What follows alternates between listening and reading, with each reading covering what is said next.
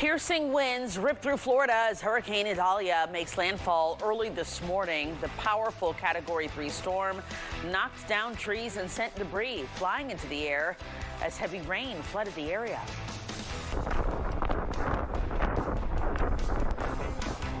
And heavy floodwaters quickly rising in Tampa, as you see here, making for dangerous conditions and dozens of water rescues.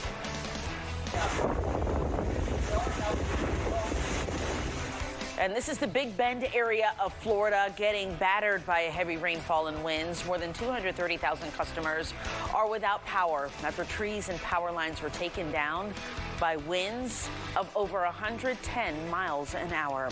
Want to show you a live look from Augusta at this hour. There has been whipping wind and heavy rain there from Idalia as it moved through the state of Georgia. Thanks so much for joining us today. For Fox 5 News at 4, I'm Christine Spiro. Idalia packed a powerful punch as it slammed into Florida, knocking down trees, power lines, and causing rising floodwaters. Hurricane Idalia did not spare the Florida governor's mansion either. Take a look. The First Lady, Casey DeSantis, shared this photo on social media. She says she was home with her 3 children at the time when the 100-year-old oak tree fell on the property. Thankfully, nobody was injured. And heavy rain led to high water rescues in Pinellas County. Video shows sheriff's deputies with the Pinellas County Sheriff's Office driving through flooded streets in Tarpon Springs in Tampa. Dozens of people off local roads and bridges had to be rescued. Fox 5 Storm team has been spotting damage in Valdosta. This afternoon, our cameras were rolling when heavy winds knocked down this awning. And the storm is now headed toward the Georgia coast. And Fox 5 has live team coverage for you today. Fox 5's Tyler Fingert is live in Savannah. Our Angelique Proctor is live at the Emergency Management Center. But let's start first with meteorologist Jonathan Stacy in Valdosta, where the storm has already made a big impact right at that Georgia-Florida line. Jonathan. Well, for more than 100 years, there was one oak tree that stood larger than them all here at the intersection of Troop Street and Gordon. And today it came down, and you can see it there, a monster of an oak coming down, slamming on that house several hundred feet away. You can see here lifting up from its root system. It looks like the tree stood no chance against Mother Nature's fiercest hurricane force winds. All that said, it wasn't the only tree to fall. In that 3-hour period, we saw a lot of trees come down. This blue house wasn't spared either. In fact, it was a double whammy. And from downtown streets to the local bypass, tree limbs big and small littered the lanes. Even trees growing inside this nursery couldn't even stand a chance. Well, perhaps Mother Nature had her eyes fixed on things that were well above our head. After all, Old Glory couldn't even fend off Idalia's headwinds. It has been one heck of a day here in Valdosta. But my mind goes back to Monday when we first arrived here. I spoke to the chief of police right here for Valdosta. And as her town was bracing for a direct hit from a hurricane, she had one primary concern. She was concerned about the high winds and how they would harm the oak trees. It's different when you cross the state line and come up from Florida, where there are plenty of palms, to South Georgia, where there are more than enough oaks.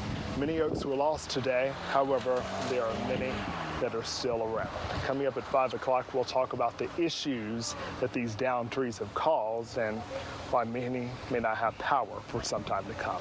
For now, we're live in Valdosta. Jonathan Stacy, Fox 5 News. Wow, that tree is huge, and that hurricane taking it down. All right, thanks so much, Jonathan. Let's go to Savannah now, where our Tyler Fingert has been on the ground, and you can hear that wind whipping right behind you, Tyler. How are things there?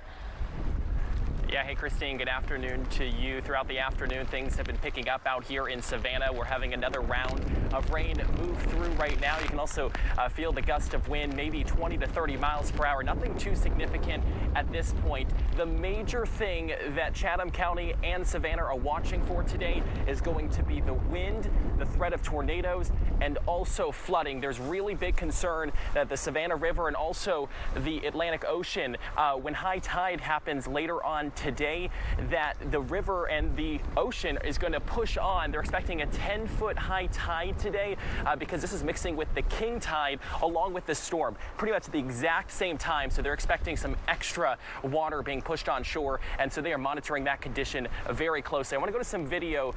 Right now, the iconic bridge that connects Savannah and South Carolina shut down at 2 o'clock today ahead of any potential winds. That is something that could remain closed for several more hours until the storm system moves through. Probably sometime tomorrow morning it will reopen. Also, lots of businesses here on the Riverwalk have closed down today. I mean, most of Savannah shut down. I haven't found pretty much anything open. For places that are open, they are closing early, and places here have put up a lot of sandbags around the area. And then earlier today, another piece of video we have from Tybee Island. That is where you can kind of see the rough surf that happened, and some folks were out on the beach kind of taking in the sight out there, obviously just taking in just how serious this is, and we're expecting that surf to really pick up as the storm system continues to move into our area. Take a listen to what one local said about how he prepared. Make sure everything's tied down. Anything that I can't tie down, I bring it in the house. Sandbag the doors. Yeah, I didn't put anything up on the windows. Should I? I don't know. Should I evacuate it? I don't know. But I stayed for this one. We are in a significant storm event right now. Right now. We're feeling the wind. We're feeling the water. And it's going to get worse. Yeah, it is expected to get worse. The worst of the storm is expected to be here in Savannah between 5 and 10 o'clock tonight. So we're just about an hour away from when the winds are expected to pick up even more. And it's really been getting worse throughout the afternoon. I would say about 2 o'clock on, we were starting to see more wind and rain. We're going to continue to monitor the situation here in Savannah. But for now, that's the very latest. We are live. I'm Tyler Finkert, Fox 5 News.